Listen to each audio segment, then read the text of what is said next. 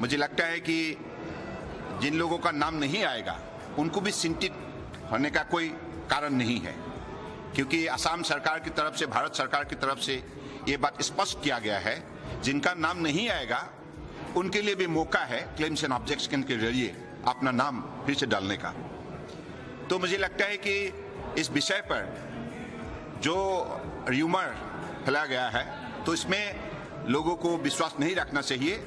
असम सरकार की तरफ से ये विश्वास दिया गया है कि जिसका नाम नहीं रहेगा उनको हमारे देश की नागरिक के हिसाब से ही उनको ट्रीट किया जाएगा।